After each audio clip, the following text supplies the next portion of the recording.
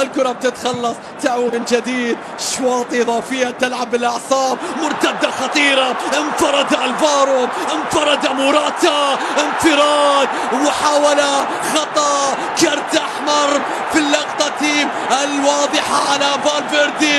لم يكن أمامه حل سوى الكرت الأحمر والإعاقة. موراتا كاد أن ينهيها، خرجوا عن النص. انظر إلى وجه الديربي الآن، انظر إلى الكروت التي تخرج في كل وجه، انظر إلى هذا الديربي الذي يفقد صوابه، الذي يفقد جنونه في هذه اللحظات. يا لها، يفقد عقله بالتأكيد، يجن هذا الديربي.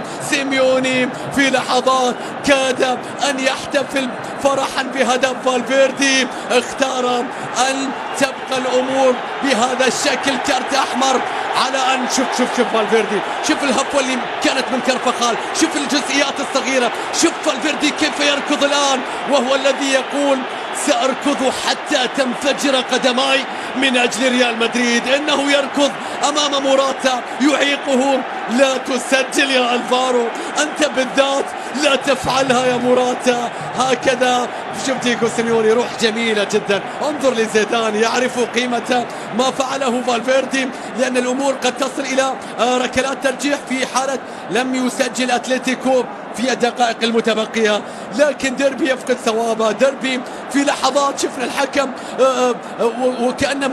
وكأنه ماسك سلاح، كل شوي يضرب في مكان. انذار انذار انذار، يا الله. شوف الانذار، سافيتش خذ انذار، كارفخال خذ انذار، خلاص اي واحد امشي من وش السعادة. شوف اللقطة، هذه اللقطة الماضية، وهذا موراتا. يا موراتا تأخرت فيها، كان يريد ان يضمنها اكثر، يتقدم اكثر.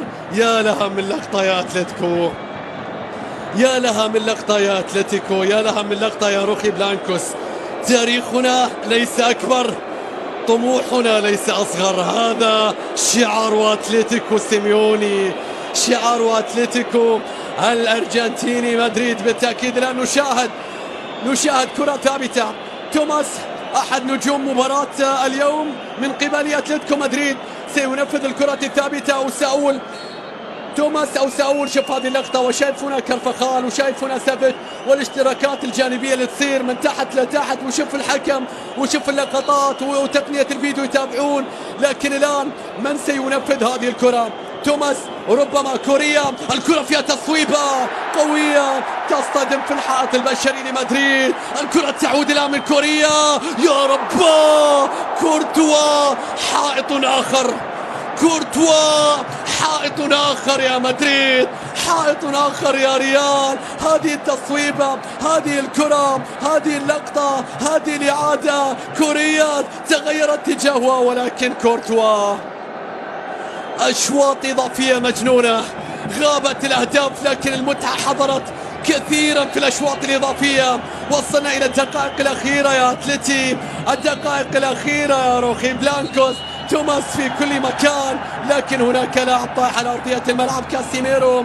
اللعب يتوقف في هذه اللحظات. مناوشات ما بين سافيتش وما بين كاسيميرو، يحدث ذلك وأكثر من ذلك في الديربي. الديربي فيه من القتال والصراع. المباراة تبدأ ولا تنتهي بعد نهايتها أبدا، بل تبدأ بعد ذلك خارجها. توماس يتقدم، أتلتي يحاول عرضية، لكن الدفاع فالفيردي أبقاها سلبية. الكرة تعود الآن من توماس، بيرسل الكرة في مكان فيها متابعة، تصويبة مستحيلة يا كورتوا. تعود من جديد، فوقهم ألا يكتفي بذلك، يصنع كرة. الله على العملاق، الله على صاحبي أكثر شباك نظيفة هذا الموسم، لكن لم تنتهي بعد. هناك خطأ لمصلحة لوكا، هناك خطأ لمصلحة لوكا. يا الله يا الله، جنون كبير في ملعب الجوهرة. مباراة وأنت تشاهدها لا تصدق بأن